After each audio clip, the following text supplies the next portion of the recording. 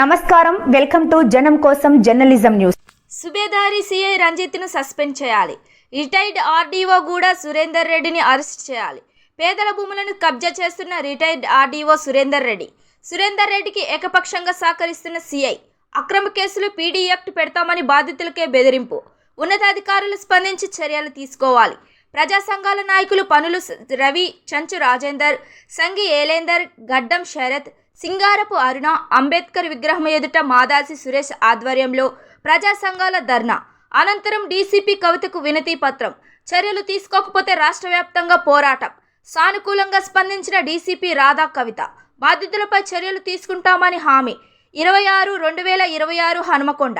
బాధితులకు బెదిరిస్తున్న సుబేదారి సిఐ రంజిత్ కుమార్కు వెంటనే సస్పెండ్ చేసి బాధిత కుటుంబానికి న్యాయం చేయాలని ప్రజా సంఘాల నాయకులు డిమాండ్ చేశారు. ఈ మేరకు ప్రజా సంఘాలు జేఏసీ జిల్లా చైర్మన్ మాదాసి సురేష్ ఆధ్వర్యంలో శుక్రవారం హనుమకొండలోని అంబేద్కర్ విగ్రహం ఎదుట ధర్నా నిర్వహించారు.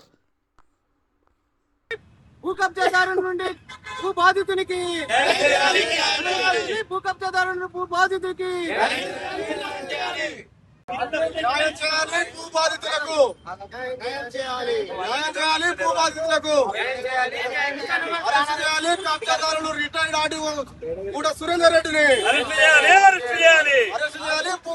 గూడ సురేందర్ రెడ్డిని న్యాయం చేయాలి. బాధిత కుటుంబానికి గూడ సురేందర్ రెడ్డిని